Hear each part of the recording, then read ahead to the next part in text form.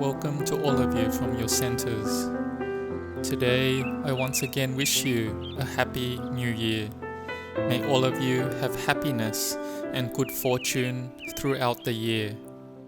Today, we again continue our learning on the Dhamma. In this new year, all of you have the good intentions to build goodness through the year and to complete one's duties and one's work with mindfulness and with their abilities. When we have established rules and methods of doing things, then the work that we have to do isn't held back. It is completed well. And the work that is completed well, without delay and obstructions, is one of the highest blessings as taught by the Buddha. Here, we need to have knowledge and intelligence through having education and learning and seeking new knowledge. Then we are people who are considered to be of vast learning. We examine and reflect over and over and are determined to attend carefully to whatever we are learning. We are determined to memorize and learn. We investigate and have understanding into whatever problem or issue that we are facing, until we are able to solve and overcome that problem well. This is called having effort and perseverance. This type of person is called a wise person. They know how to study and learn about the various things that come into their life. They have knowing there, and that knowing is all-encompassing as well. They are someone who is observant and has vast knowledge. They know of many things that relate to the issue on hand, and they can use that for their comparison. They also consider what lies ahead as well. This is called someone who has wisdom and who is of vast learning. Here, let us talk about the subject of discipline. Discipline here means rules and regulations, or the rules that control the ways of conduct, the actions and speech of people in a society so that they are proper and good. It has to do with rules and a certain method of how things are done. The same method for everyone. In this way, when people come together, they will have ease and happiness. They won't harm each other. It is this discipline that makes people in society stay far from all sorts of evil, far from selfishness, and be full of this quality of self-sacrifice or giving for the public benefit. And this self-sacrifice is very important, because the people that don't have this self-sacrifice, they won't be able to practice and to develop in various aspects of samadhi or concentration and in wisdom. In the beginning, one has to have this sense of sacrificing for the greater good to be full in their heart first. This is something very important. When I was learning and practicing in Venerable Ajahn Chah's monastery in Wat Nong Pa Pong, there were 65 to 70 monks who lived there, and the Vinaya, or the code of discipline of 227 rules that the monks follow, had to be held strictly. There were also the rules of the monastery and the ways of behaviors that had to be strictly practiced.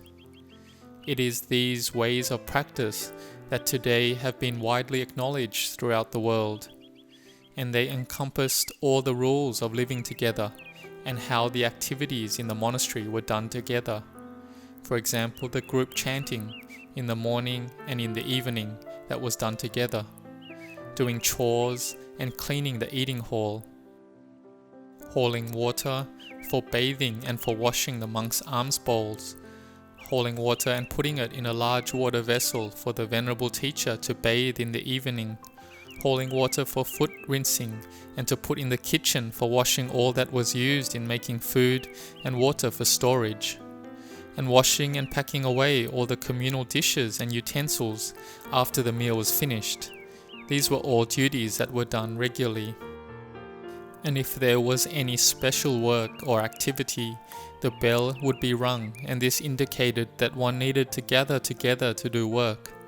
And this was all done together, starting together and finishing together. If there was someone who would evade these duties, that they were a type of person who was sneaky, then Venerable Ajahn Chah wouldn't let them stay in the group. They had to leave the monastery and wouldn't be accepted as part of the Sangha there, because they were someone who didn't have this quality of self-sacrifice. But on the other hand, there was one of the monks who practiced at Wat Nong Pa Pong. Though they didn't ordain at Wat Nong Pa Pong, they had Dhamma in their heart. On coming to Wat Nong Pa Pong for just the first 15 days, and he would see that the monks were doing work, and he would go help. He sacrificed everything and in every way. He wasn't selfish. Venerable Ajahn Chah saw this, and saw how this monk was well behaved and that he was well practiced. His character was that of sacrificing for the greater good. Venerable Ajahn Chah then accepted this monk into the Sangha there, to be one with that group. He was allowed to be the same as a monk who had ordained at Wat Nong Pa Pong. So this mind is important, the mind that has self-sacrifice, keeping to the rules and various ways of doing things. Ajahn Chah watched that monk and saw that he was someone who sacrificed like this, and allowed him to come and be a part of the Sangha as one there. So in whatever social group or society, the more that it is lacking in rules and regulations, lacking in harmony, where each person does what they want according to their desires, where there are disputes, the more widespread this is, then the more confusion and chaos there will be. There won't be any happiness at all. It can be compared to like many different flowers coming together. If they are just bunched up and put here and there, then the flowers have little value. But with wisdom, the flowers can be strung together into a beautiful arrangement, and it makes the different flowers become a floral garland. It becomes something that is beautiful and that can beautify. We people are the same. If we are staying together, and we stay together through rules and regulations, living in harmony and with self-sacrifice, then it is something great to observe, and it is worthy of praise. There are some people who might have physical strength, but they have little mental strength. They try to evade and get out of things. They won't sacrifice for the greater good, and they are selfish. Being like this is hopeless. They lack spiritual virtue already. The dana parami, or the spiritual quality of generosity that sacrifices one's physical strength, they don't possess. But on the other hand, a person may have weak physical strength. They aren't fully strong. Maybe their legs or arm isn't strong. Their physical body isn't operating at 100%. But their minds are operating at more than 100%. Their minds are working at beyond 100% capacity. The mind sacrifices more than 100%. They do some work, and then they ask if there is anything more to do. They are ready to sacrifice. They are ready to do it. People like this are praiseworthy. They have the mind and heart like a dewa or a celestial being. Their body may not be strong, but they can see the defects of this physical form. Then they want to build even more goodness and aren't careless. They build goodness in their hearts. Their minds are like a dewa. Their minds are high. But a person who is physically strong and wants to evade and get out of things, they are deceitful. They don't want to do anything or sacrifice for the greater good. That mind has fallen. Their mind is low. They aren't someone who is smart, but instead they are called someone who is stupid. So a person who is knowing and who is smart has to be smart in the world and smart in the Dhamma. How are they smart? In the world, they study and learn and gain knowledge.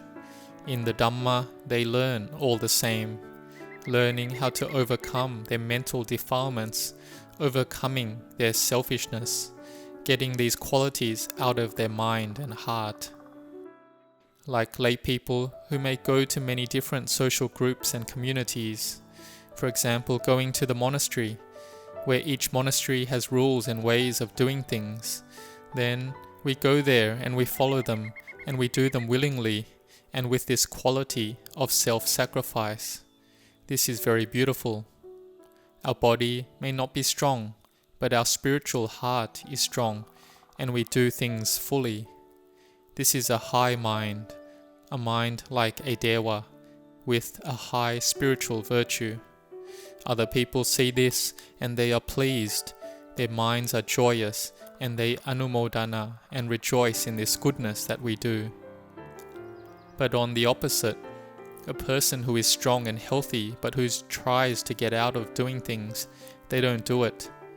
They are selfish in all sorts of things, and they would rather just give things for others to do. They want to do things only for personal benefit. The more you see this, the more depressed you are. Sometimes Ajahn Chah would criticize this very harshly. If someone came to the monastery and just ate and grabbed the food that had been offered to take home much more than what they came with, Ajahn Chah would say that that person is like a hungry ghost. They are not human. They are like a thief. He meant that that person was hopeless. But a person who gives, shares, and helps is the opposite. They receive praise because they are someone who gives and sacrifices. Then they receive praise because they are a giver and have inner beauty. They have consideration and helpfulness. They help to wash the communal dishes as well. Here, it isn't just the duty of the lay people, it is also the duty of the monks as well. It's not that the monks only go for alms round and then the lay people prepare all the food on the plates. The lay people do it all. And the monks have the duty to just get the food, take the food and eat it. And then after finish eating, they wash their bowl and they're done. It's not like that. The monks have to have their own rules and duties of the monks as well. 1, their own things. They wash their own vessels and bowl. 2, and the things that are communal. We have to sweep, wipe, and clean the communal buildings, looking after them properly. The communal dishes and vessels that the food is put out in for the monks to eat, which is beyond the ability of the lay people to help out and clean. Then the monks, who number more, have to go and help and do it all in one go. This is the duty of each monk, that we must be determined that after finishing eating, to put down one's bowl first. We don't need to wash our bowl first. We can gather together and help out wash all the communal food vessels, the plates and trays, and finish it properly. Then clean and sweep the place and the surrounds where the meal has taken place. Finish this first, and then we go wash our own things, our bowls and requisites. Doing this is really good. It is excellent and is the highest. And it is self-sacrifice as well. It's amongst duty and discipline, the rules and regulations that we have to be determined to do. So then to all the lay people who are going to the monastery or going to public places that we are able to give help in, I ask that you help and sacrifice. This self-sacrificing is the beginning, and it is the beginning dana or giving that we do that will lead on to the highest type, into the field of samadhi. Because when we sacrifice already, then when there isn't anything more left, we are at ease. We can sit meditation and we can practice training the mind, and the mind is spacious and serene because we have reduced and given up our selfishness. Self-sacrifice is something that destroys selfishness. It destroys the sense of self and ends this holding on to, this is me and this is mine. So this practice of giving up this sense of self and of me and mine, it's just this that is very good at destroying this attachment to self. So may you all have discipline and wisdom. Contemplate this and try to be people who have self-sacrifice in this new year.